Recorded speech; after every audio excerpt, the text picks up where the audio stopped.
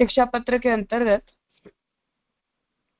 प्रथम शिक्षा पत्र में अभी तक के विषय में हमने ये बात देखी कि किस प्रकार भगवदियों में और गुरु के प्रति भाव रखना, और उसके बाद फिर 23 श्लोक पर्यंत संग की दृष्टि से हमें किसका संग करना चाहिए, उस भगवदीय के लक्षणों का जो वर्णन है वो श्री हरिराय जी ने किया।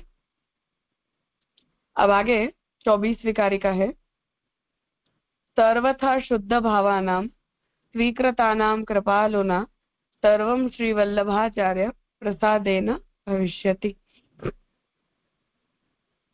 दयालु श्री ठाकुर जी, श्रीमदाचार्य जी और भगवदीय ने अपने किए हैं ऐसे शुद्ध भाव वाले को श्रीमद आचार्य जी के प्रसाद ते सर्व कार्य सिद्ध होंगे।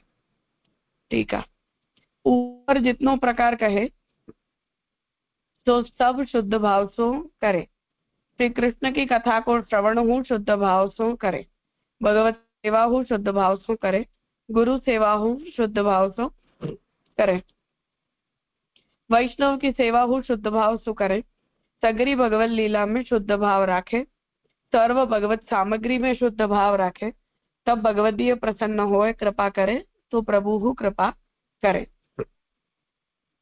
तो शहराई जी यहाँ आज्ञा कर रहे हैं कि इस तरह प्रथम शिक्षा पत्र के अंतर्गत जो जो भी आज्ञा आपने दी उस रीति का अनुसरण करते हुए ठाकुर जी, महाप्रभु जी और वैष्णवों के प्रति जब हम उत्तम शुद्ध भाव रखते तो महाप्रभु जी की कृपा से हमें भगवत प्राप्ति होती है। इसलिए शुद्ध भाव रखने का तात्पर्य है कि हमें उनके में यदि उत्तम गुण, उत्तम योग्यता यदि हमें दिखाई दे तो उस उत्तम योग्यता को देखते हुए उनके प्रति उत्तम भाव हमें रखना चाहिए, और उस उत्तम भाव से हमें अपने आप में इस भाव को जगाना चाहिए कि वो भगवत संबंध से श्रेष्ठ हैं। तो शुद्ध भाव जो सिद्धांत रहस्य में गंगा तुम सर्वदोषाणाम में महाप्रभु जी आज्ञा कर रहे हैं, उस दृष्टि से कि जिन जिन, क्योंकि गुरु की भी श्रेष्ठता भगवत संबंधी होने से है, वैष्णव की भी श्रेष्ठता महाप्रभु जी और ठाकुर जी के साथ संबंध होने के कारण है। उस दृष्टि से शुद्ध भाव रखना। तहाँ कोई कहे जो इतने धर्म महाकठिन है, यह कलयुग में जीव सो कैसे बनी आवे, जीव में तू एक हूँ धर्म महाकठिनता सो सिद्ध होते। या बाती संदेह करें तहाँ सिद्धांत कहत है, जो श्री वल्लभाचार्य जी यह कलयुग के जीवन पे कृपा करिवे के लिए प्रकटे हैं और यह पुष्टि मार्ग सर्वों पर प्रकट कियो है, तो श्री आचार्य जी महाप्रभु जी की कृपा से धर्म एक क्षण में आवेंगे। जीव को तो सब ही कठिन है, क्यों जो जीव स्वभाव करी दुष्ट है, और श्री आचार्य जी श्री महाप्रभु जी कृपा करें तिनको सब सुगम है। ताते मन में एक श्री आचार्य जी के चरण कमल को आश्रय दृढ़ रखे, सर्व कार्य आश्रय निश्चय सिद्ध होएगो, निश्चय पुष्टि मार्ग में फल है, तो श्री महाप्रभु जी दान करेंगे। या प्रकार प्रथम शिक्षा पत्र में अंगीकृत जीवन की कर्तव्यता निरूपण करी, ऐसे प्रथम शिक्षा पत्र को भाव यथा बुद्धि कहे। इति श्री हरिराय जी कृतम प्रथम शिक्षा पत्रम श्री गोपेश्वर जी कृत व्रजभाषा टीका समेतम संपूर्णम। तो यहाँ जैसा हमने पिछले सेशन में देखा था कि हम सबके मन में भी यही विचार था कि जिन लक्षणों का वर्णन यहाँ श्री हरिराय जी ने किया है, ऐसे लक्षणों वाले वैष्णव आज के काल में हमें कहाँ मिलते हैं। तो ये बात सच है कि ऐसा नहीं है कि ऐसे लक्षणों वाले वैष्णव हमें लॉट में मिलेंगे, या 20, 30, 40, 50 लोग ऐसे होंगे जिनके अंदर इतने उत्तम धर्म प्रकट होंगे। तो ये बात सच है कि ऐसा नहीं हो सकता है, परंतु महाप्रभु जी की कृपा इस मार्ग के ऊपर हमेशा के लिए है। इसलिए ये जो मार्ग है वो कभी भी उत्तम अधिकारी जीवों के लिए नष्ट नहीं हो सकता है, खत्म नहीं हो सकता है। तो जिनका अधिकार है, जिन जीवों को भगवान ने इस मार्ग के लिए बनाया है, उनके अंदर ऐसे कलयुग के अंदर भी उत्तम धर्म, उत्तम भाव जो है वो हमें प्रकट होते दिखाई देते हैं। इसलिए हाँ, आज भी हमें ऐसे ऐसे वैष्णव दिखाई देने लग जाते हैं कि जिन्हें देखकर हमें ऐसा लगता है कि आज के जमाने में ऐसा कौन हो सकता है, ऐसी सेवा कौन कर सकता है, या ऐसा भाव किस में हो सकता है। तो ऐसे धर्म जिनके ऊपर भगवत कृपा होती है उनके अंदर प्रकट हो जाते हैं, और ऐसे गुणों के प्रकट हो जाने पर उन्हें शीघ्र ही भगवत प्राप्ति भी आनंद से, आसानी से हो जाती है, और भगवान उन्हें मिल भी जाते हैं। तो ये बात समझाने के लिए यहाँ अंतिम कारिका में ये आज्ञा कर रहे हैं कि ये कृपालभ्य है, हमारे साधनों से ऐसा नहीं हो सकता है। तो कलयुग के अंदर भी जिन्हें भगवान मार्ग से च्युत करवाना चाहते हैं उन्हें च्युत करवा कर ही रहते हैं, चाहे वो कहीं भी का क्यों न हो। और जिन लोगों का भगवान उद्धार करना चाहते हैं उन लोगों को इस युग के अंदर भी ऐसा संग, ऐसे वाक्य, ऐसा शास्त्र संग, ऐसी सेवा सब कुछ मिल भी जाती है कि जिनसे उनका उद्धार का मार्ग खुल भी जाता है। तो इस तरह यहाँ ये आज्ञा कर रहे हैं कि कृपालभ्य है, इसलिए महाप्रभु की जिनके ऊपर कृपा होती है उन्हीं लोगों को ऐसी भक्ति, ऐसे धर्म प्राप्त होते हैं। ये कहकर प्रथम शिक्षा पत्र का यहाँ उपसंहार किया जा रहा है। कामिनी शाह कहिए। हाँ, दंडवत प्रणाम राजा। राजा यहाँ इसके टीका में आए पुष्टि मार्ग सर्वोपर प्रकट कि सर्वोपर का यहाँ क्या तात्पर्य है? अर्थात कि जैसा हम ये सुनते हैं ना कि यहाँ 500 साल की स्थिति है संप्रदाय की, न 1000 की है, न 50 ज्यादा, न तो वो सब जो बातें वो उन लोगों के लिए है कि जिन लोगों को बहुत ज्यादा अन्य लोगों के सहारों की जरूरत पड़ती है। तो सहारा मिलेगा तो टेकेंगे, नहीं मिलेगा तो भटक जाएंगे। ऐसा उन लोगों के साथ होता है। जिनके ऊपर ठाकुर जी की विशेष कृपा होती है उन लोगों की ऐसी स्थिति नहीं होती है। वो किसी भी समय में किसी भी एडवर्स कंडीशंस के अंदर भी अपने मार्ग को, ठाकुर जी को पहुंचने तक मार्ग को ढूंढ कर ही रहते हैं, ये कहना चाह रहे हैं। अच्छा, हाँ ठीक है।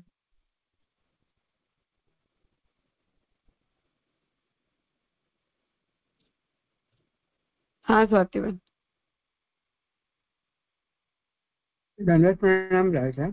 राजा यहाँ शुद्ध भाव रखना, शुद्ध भाव सब जगह कहो है आपने, उत्तम भाव रखना बतायो, लेकिन ये जो कथा भगवत सेवा वहाँ में उत्तम भाव, तो उसके लिए सकामता नहीं होनी चाहिए और स्नेह ज्यादा होना चाहिए, वो पैरामीटर गिनना पड़ेगा ना। हाँ, अर्थात कि हम अभी भले ही ऐसे नहीं हो पाते हैं कि सब जगह हमारी ऐसी ही एक जैसी बुद्धि बन जाए, परंतु कम से कम अपनी अंडरस्टैंडिंग के अंदर तो हमारे अंदर ये स्पष्टता होनी चाहिए कि हमें ऐसा भाव रखना है। तो एज मच एज पॉसिबल हम अपने आप को इतना रिमाइंड करवाते रहते हैं कि ऐसा करना है, ऐसा करना है, ये कहना चाह रहे। राजा उसको टचस्टोन कैसे कैसे लेना कि आपको टचस्टोन क्या है?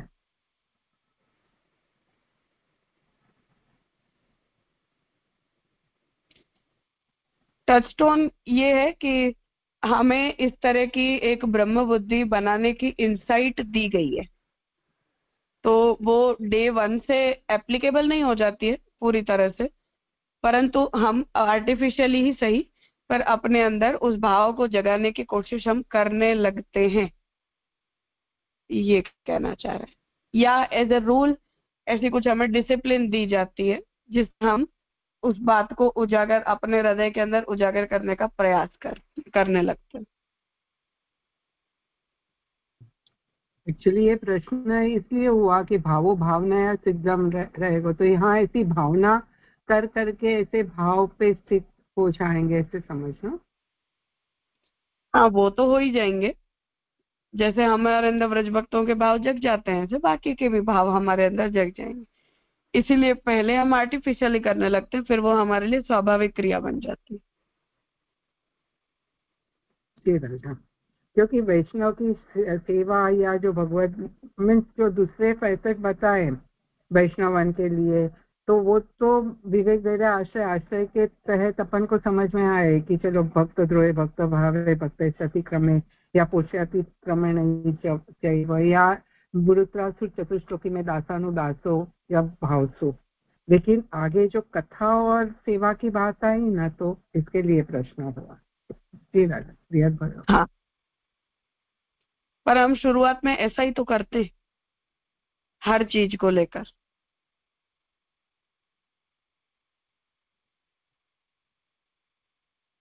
जी राजा।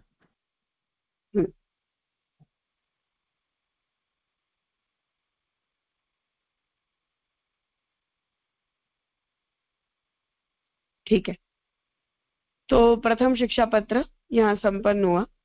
अब दूसरा जो है वो यहाँ से प्रारंभ कर रहे हैं। यहाँ सेवा संबंधी, स्वरूप भावना संबंधी ये सब जो विषय हैं वो द्वितीय पत्र के अंदर आ रहे हैं कि ठाकुर जी जो भी वस्त्र श्रृंगार आदि धरते हैं, ठाकुर जी के जैसे दर्शन होते हैं या जैसा वर्णन हमें शास्त्रों भागवत जी वगैरह में प्राप्त होता है, उस वर्णन का, उस अलंकरण का क्या तात्पर्य है, वो स्वरूप भावना को इस द्वितीय पत्र के अंदर बताई गई है। अब द्वितीय शिक्षा पत्र में श्री हरिराय जी निरोध की सिद्धि को प्रकार निरूपण करते हैं। ऊपर कहे ता रीति सो प्रथम शिक्षा पत्र को भाव हृदय में धारण करे तो वह जीव के ऊपर श्री आचार्य जी महाप्रभु निश्चय कृपा करें। पुष्टि मार्ग में रसरूप फलात्मक श्री कृष्ण है, वा को दान करे तो यह दूसरे शिक्षा पत्र में कहते, तब श्री कृष्ण को स्वरूप हृदयारूढ़ होए, जैसे स्वरूप को अनुभव होए। तो प्रथम पत्र से द्वितीय पत्र को यहाँ कनेक्ट कर रहे हैं कि प्रथम पत्र में जो जो भी बातें हमें कही गई उन सब का जब हम अनुसंधान करते हैं और उन सबको जब हम अपने हृदय में दृढ़ करते हैं, तब हमारे हृदय में जब वैष्णवता परिपक्व दृढ़ हो जाती है, तब ठाकुर जी के यहाँ जो जो स्वरूप भावनाएं निरूपित की जा रही है उन स्वरूप भावनाओं को हम समझ भी सकते हैं या उन स्वरूप भावनाओं को हम फील भी कर सकते हैं। यदि हमारे अंदर उस प्रकार का भाव प्रकट नहीं हुआ है, तब हमारे लिए ठाकुर जी का वस्त्र धरना या ठाकुर जी का अलंकरण आदि जो कुछ भी है वो उस तरह से जागृत नहीं होता है, अर्थात कि ऐसा अनुभव हमें नहीं हो पाता है या उन बातों को हम नहीं समझ सकते। इसलिए यहाँ अब द्वितीय पत्र के अंदर स्वरूप भावना का पूरा विषय जो है वो आ रहा है। ये उस प्रकार की स्थिति है कि हम जब खुद वो भाव नहीं कर पाते या हमारे अंदर जब तक वो भाव नहीं होता है, तब तक यदि कोई भक्ति चरित्रों के अंदर हमें ऐसा भाव पढ़ने सुनने मिलता है तो वो हमें समझ में नहीं आता है। तो जब हम वार्ता के अंदर बातें पढ़ते हैं या कीर्तनों के अंदर हम उन भावों को सुनते हैं या गाते हैं, तब हम सूरदास जी नहीं है कि हम सूरदास जी के जैसे भावों को समझ पाए।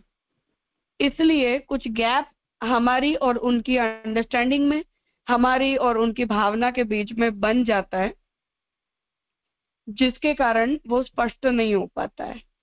इसलिए हमें ऐसा लगता है कि ये या तो भावातिरेक है या ये टू मच कंसिडरेशन है, जिसमें कहीं भी मर्यादा का कोई स्थान नहीं है। ये उस तरह के विचार हैं, कहने का अर्थ मेरा ये है।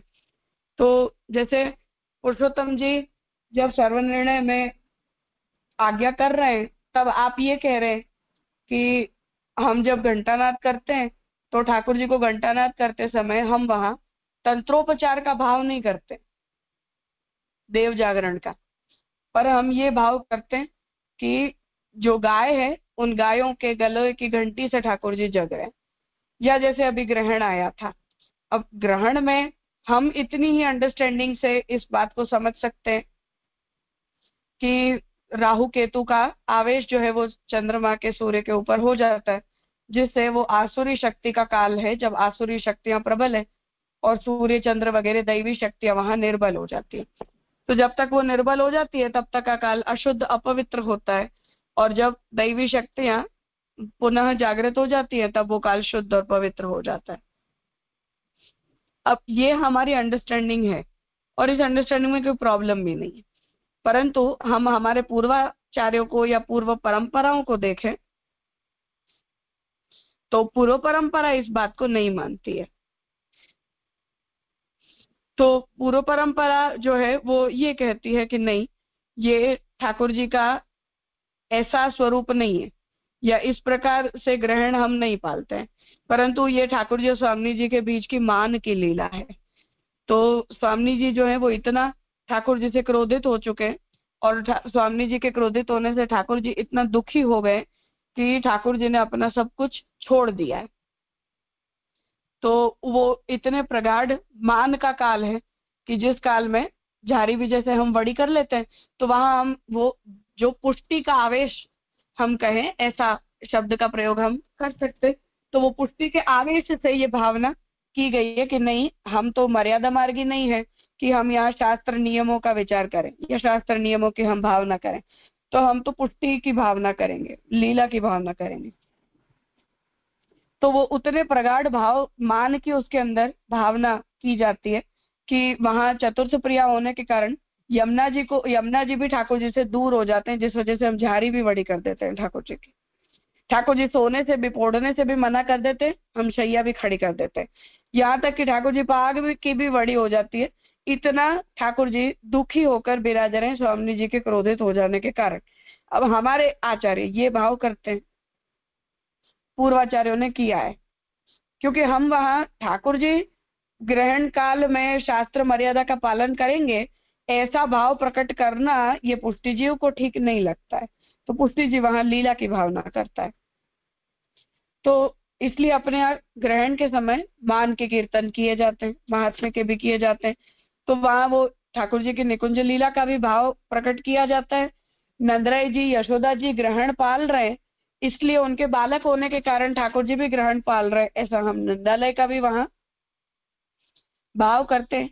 जिस कारण दान का जो संकल्प है वो नंदराय जी की भावना से किया जाता है कि मेरे बच्चे के आदि व्याधि उपाधि ग्रहण काल में अशुद्ध काल के अंदर संसर्ग से हुई हो उसे आप दूर करो। तो ये भी भाव हम वहां उपस्थित कर देते हैं और फिर हम वहां ये भी कह देते हैं कि ये दैवी शक्तियों के निर्बल हो जाने का काल है, इसलिए हम ठाकुर जी के महात्म्य का चिंतन करते हैं, तो महात्म्य के भी कीर्तन हम करते हैं। तो भौतिक, आध्यात्मिक, आदि दैविक तीनों ही भावनाओं को कंसिडर करते हुए हम ये काल को निकालते हैं। तो मेरे कहने का तात्पर्य यह है कि ये जो भाव भेद हमें देखने मिल रहे हैं, पढ़ने मिल रहे हैं, ये भावों को, जैसे मान के लीला का जो भाव है वो हम खुद क्योंकि उतनी प्रगाढ़ लीला भावना को अपने अंदर रेलिस्ट नहीं कर सकते हैं, इसलिए हमें वो मान की लीला उतनी उपस्थित नहीं हो पाती है जितनी हमें ये ग्रहण काल में राहु केतु के चरित्र के कारण उसका भौतिक या आध्यात्मिक स्वरूप हमें ज्यादा समझ में आता है या इजीली उसकी भावना करना हमें अपने लिए पर्सनली एप्लीकेबल फील होता है। क्योंकि जब तक हम किसी ऐसे शुद्ध भाव वाले, शुद्ध पुष्टि मार्गी, शुद्ध जीव के सामने नहीं होते या हम उनकी अवस्था को जब तक नहीं देखते हैं, तब तक हम ये नहीं समझ सकते हैं कि उन्हें ग्रहण काल के अंदर मान की लीला का भाव क्यों प्रकट हुआ। तो ये मेरे कहने का तात्पर्य है कि अब यहाँ आगे जो स्वरूप भावना को लेकर जितनी भी बातें श्री हरिराय जी कह रहे हैं, ये समटाइम्स हमारा पर्सनल भाव होता है जो प्रोबेबली हमारे अलावा कोई और व्यक्ति समझ नहीं सकता है, क्योंकि वो उस अवस्था के लोग नहीं होते। जैसे हम सूरदास जी की अवस्था के व्यक्ति नहीं है जिन्हें ये बात समझ में आ सके या जो इस बात को फील कर सके, उस तरह से हम उन आचार्यों की भाव की अवस्था पर नहीं है जिन लोगों ने ग्रहण काल में ठाकुर जी की मान लीला का भाव किया है। हमें वहां वो आध्यात्मिक अर्थ स्फुरित होता है। तो अवस्था भेदों के कारण भाव भेद होते हैं और ऐसे ही भाव भेदों के कारण अनुकरण करने के बावजूद भी हम अपने आप को उन भावों के अंदर फिट नहीं कर पाते। ये हमारी जेन्युइन और प्रैक्टिकल प्रॉब्लम है। इसीलिए क्वाइट पॉसिबल कि यहाँ स्वरूप भावना को लेकर जो भी बातें इस द्वितीय पत्र के अंदर आ रही हैं वो संभवतः हमें न समझ में आए, या संभवतः वो हमें अपने लिए एप्लीकेबल न लगे। कभी कभी एग्जैगरेटेड भी लगती है, कभी कभी हमें वो हम समझ ही नहीं पा रहे ऐसा भी हमें लगता है। परंतु अपना चश्मा हटा के हमें उनके चश्मों से इस बात को समझने की कोशिश करनी चाहिए कि वो व्यक्ति इस बारे में क्या सोच रहा है, वो व्यक्ति इस बारे में क्या फील कर रहा है। तो ऐसी दृष्टि से हम यदि सोचें तो ये बात हमें ज्यादा समझ में आ पाएगी, इसलिए मैंने पूरा उपक्रम किया था। सुपर राजा, एकदम सुपर राजा। ये लेकिन सामने जी को ये मान का ही वजह क्या, यानी एक लीला का पार्ट समझना या कैसे? क्योंकि हाँ, क्योंकि अपने वहाँ ठाकुर जी की शयन आरती के बाद मान के कीर्तन रोज ही होते हैं, मान होने के और मान छूटने के। तो वो एक सहज अंडरस्टैंडिंग है, कैसी एक दूसरे के बीच में लड़ाई झगड़े तो रोज ही होते रहते हैं ना। कभी छोटा झगड़ा होता है, कभी बड़ा झगड़ा हो जाता है। तो ग्रहण में बड़ा झगड़ा हो जाता है, रोज छोटा मोटा झगड़ा होता है। क्योंकि इसमें समस्या क्या होती है कि जैसे ये ग्रहण, इसीलिए मैंने वो ग्रहण का एग्जाम्पल लिया कि अब ग्रहण का है। अब हमारी प्रॉब्लम ये है कि हम तो ग्रहण पाल रहे हैं अपने वर्णाश्रम के कारण, ठाकुर जी क्यों परेशान होंगे? तो रात को 1:30 बजे तक ठाकुर जी जगे रहेंगे, फिर स्नान और करेंगे, फिर इतनी लेट भूखे प्यासे बिराजेंगे, अरोगेंगे भी नहीं, जल भी नहीं, शैया भी खड़ी कर देने का नियम है कि ठाकुर जी को सुस्ती न चढ़े। अब इसमें वो वात्सल्य का भी भाव आ रहा है, फिर स्वामी सेवक के कारण महात्म्य बोध भी है कि ठाकुर जी को ग्रहण से क्या मतलब, ठाकुर जी तो सर्वसमर्थ हैं, हमारे लिए होता है, ये भी उसके अंदर भाव है। फिर नंदराय जी का ये घर है, इसलिए ठाकुर जी को कुछ नहीं पालना है, पर नंदराय जी यशोदा जी के संबंध से ठाकुर जी कर रहे हैं, ये तृतीय भाव भी है।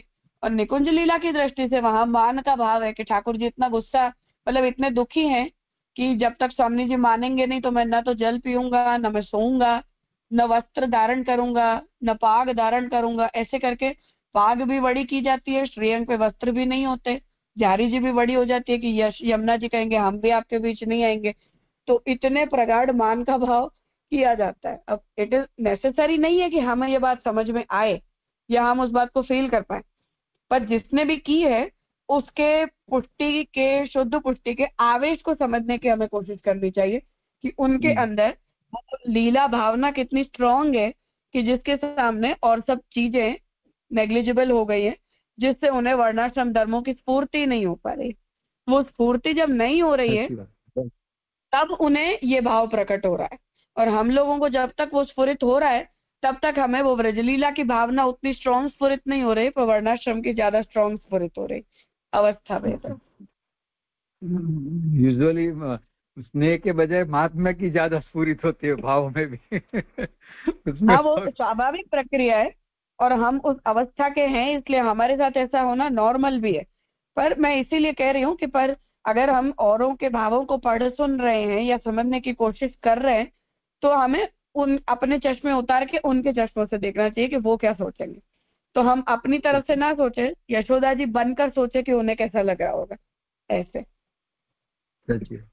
राजा, ये इतनी उच्च भावावस्था में जो ग्रहण में भी लीला का भाव कर सकते और विजुलाइज करते, अनुभूत कर सकते, तो उसमें ठाकुर जी और स्वामिनी जी बावजूद एक वेश, एक रूप, एकवत भाव है, तो भावावस्था में ऐसी स्प्लिट पर्सनालिटी नहीं हो जाएगी कि स्वामी सेवक का भाव है और ठाकुर जी और स्वामिनी जी दोनों को तो एक रूप एक वश देखते। अब यहाँ ठाकुर जी दुखी हो रहे, ठाकुर जी सब छोड़ रहे, यहाँ स्वामी जी को मान हो रहा है, तो फिर सेवक का और भावात्मक स्प्लिट नहीं हो जाएगा? ऐसा स्प्लिट पर्सनालिटी हो जाता है। इसीलिए मैंने कहा कि जिस किसी ने ये भाव किया है वो उस अवस्था से ऊपर है, तो उन्हें वहां वो भाव नहीं स्फुरित हो रहा है, पर अलग प्रकार का भाव स्फुरित हो रहा है। जी जी, समझ सकता हूँ। जैसे हम ये सोचो कि द्वारका, बेट द्वारका में सेवा के समय वहां ठाकुर जी का जागरण नहीं होता है, क्योंकि मर्यादा मार्ग ये सब देवालय बंद हो जाते हैं। तो वहां भी यज्ञ किया जाता है मंदिर में। ठाकुर जी स्वयं ही यज्ञ करते हैं और खुद ही दान वगैरह का संकल्प भी करते हैं, मतलब ठाकुर जी की तरफ से किया जाता है। अब वहां ये प्रश्न आता है कि हम ये समझकर अगर करें कि द्वारकाधीश कृष्ण है, परब्रह्म है, तो ठाकुर जी का किया गोदान कौन एक्सेप्ट करेगा? ठाकुर जी का किया हुआ दान का संकल्प कौन एक्सेप्ट करेगा? सच्ची बात। पर वहां ये भाव है कि वो तो वर्णाश्रम धर्म की मर्यादा से ठाकुर जी कर रहे हैं। अच्छा, ऐसे वो भाव का कंसिडरेशन है कॉन्टेक्स्ट से, कि हमें वहां ये नहीं सोचना है, क्योंकि वो वहां ठाकुर जी बालक नहीं है, तो वहां ठाकुर जी की तरफ से दान का संकल्प होता है ग्रहण काल में, और वो संकल्प फिर राधा जी की जो गौशाला है वहां उसके गोदान के संकल्प का द्रव्य दिया जाता है। भाव भेद है। हम करते हैं अपने घरों में तो वो ब्रजलीला की भावना से करते हैं, तो हम नंदराई जी की तरफ से दान का संकल्प करते हैं कि मेरे बच्चे के ऊपर ग्रहण काल की अशुद्धि का जो भी प्रभाव पड़ा है उसकी आदि व्याधि की निवृत्ति के लिए हम दान कर रहे हैं। तो वहां भी हम अपने वर्णाश्रम धर्म की अपनी मर्यादा का नहीं करते, नंदराई जी की मर्यादा का करते हैं। तो ये भावों का कंसिडरेशन है। हम वहां सेवक बनकर इस बात को नहीं सोच सकते हैं। अगर आपको वो दान का संकल्प करना है तो आपको नंदराई जी बनकर ही सोचना पड़ेगा, मैं ये कहना चाह रहा हूँ। जे ने बताया था ग्रहण का उत्सव मनाओ बिना बजाय, क्योंकि ग्रहण आते हैं तो सब फोन करते क्या करना क्या नहीं। सही बात है। तो इसीलिए मैं वही मैं बात कहने की कोशिश कर रही थी कि यहाँ हम स्वरूप भावना को लेकर जितनी भी बातें हरिराई जी कर रहे हैं, क्वाइट पॉसिबल कि वो हमारी समझ से बाहर हो। हम उस अवस्था के नहीं है इसलिए नहीं समझ सकते, पर हमें हरिराई जी जो सोच रहे हैं वो किस भावावस्था में सोच रहे हैं, ऐसे प्लेसमेंट करके वो बात हमें सोचने की कोशिश करनी चाहिए। वो हम उनके भाव से हमारा भाव पुष्ट हो उस दृष्टि से। बहुत खूब राधा, बहुत खूब। क्योंकि वो हमसे नहीं हो पाएगा, ये सच है, इसमें कोई डाउट नहीं है।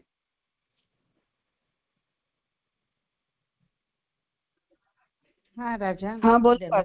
हाँ। मैं इसी संदर्भ में अभी जिज्ञासा ये है कि हरिराय जी ने ये सब पत्र अपने भाई को लिखे उनकी अवस्था के अनुसार, तो ये सब तो अपन को उपदेशात्मक, जैसे अभी जो लास्ट श्लोक आया, तो उनको ये सब बताने की हरिराय जी को कैसे आवश्यकता हुई, कैसे वैष्णव की सेवा करो, ये सब। तो मेरी ऐसी समझ थी कि ये तो उनका वो विप्रयोग, दुखी थे उनके बहूजी के पधारने के लिए, इसीलिए वो सब पत्र थे। तो ये सब कैसे अपन को यहाँ समझना चाहिए उपदेश के एंगल से? उनके केस के लिए अगर हम सोचते हैं तो वो सांत्वना है। तो नवरत्न अंतःकरण प्रबोध में हमें अपने भगवत धर्मों को स्ट्रॉन्ग रखना चाहिए, लौकिक वैदिक धर्मों को हमें डाइल्यूट करना चाहिए, यही मुख्य भाव है। इसलिए भगवत धर्म का विचार करते हुए हमें बाकी सब चीजों को भुला देना चाहिए और अपने आप को भगवत सेवा और ठाकुर जी की भक्ति संबंधी प्रवृत्तियों में लगा देना चाहिए, ऐसे तात्पर्य से लेना है। तो हम अपने लिए ऐसे उपदेश है ऐसे मान सकते हैं कि नहीं मान सकते इसमें? हाँ मान सकते हैं ना, क्यों नहीं मान सकते। तो वैसे वो तो समर्थित होंगे उनके भाई, फिर भी उनको ये सब वापस से ध्यान दिलवा रहे हैं कि वो ऐसे दुखी अवस्था में सब भूल नहीं गए, ऐसा कुछ इनका मतलब है? हाँ, मतलब कि हम अपने लौकिक आवेश हमारे अंदर ज्यादा स्ट्रांग हो जाता है, तो भगवत धर्म के नाते हमारा कर्तव्य इस समय क्या होना चाहिए वो हमें सूझता नहीं है। तो तब हमें अपने लौकिक आवेश को छोड़कर और भगवत धर्म का विचार ज्यादा करना चाहिए, ये कहना चाह रहे हैं। लोक अलग है, ठाकुर जी अलग है, ऐसे अपने आप को हमें संभालना चाहिए, ये तात्पर्य। हाँ, अभी स्पष्ट हुआ। लेकिन वो तो गुरु के पोजीशन पे है, फिर भी उनको ये लास्ट अभी 24वें श्लोक में जो वैष्णव की बात आई, पहले भी आई थी, कैसे कैसे वैष्णव की हमको संग करना है, तो जब ये पढ़ रहे हैं तो ऐसा लग रहा है कि उनको ये थोड़ी एप्लीकेबल होगा, इसीलिए ये प्रश्न हुआ है। वो इसलिए क्योंकि हम ऐसा समझते हैं कि आचार्यों के अंदर ऐसा भाव नहीं होता है, पर होता है। गोसाई जी को दामोदर दास जी के प्रति कितना अहोभाव था, गुरु शिष्य है का संबंध है उसके बावजूद भी। तो अपने से जो भी सीनियर होते हैं उनके प्रति ऐसा उत्तम भाव होता है, और हम भी उनसे बहुत कुछ सीखते हैं। उस दृष्टि से ये बातें समझनी चाहिए। जी, स्पष्ट हुआ। प्रणाम राजी। 2-3 और प्रश्न हैं, लेकिन कल दुष्यंत भाई और इंदुबेन, आप लोग कल हम विषय शुरू करें उससे पहले पूछ लीजिएगा। आज यहाँ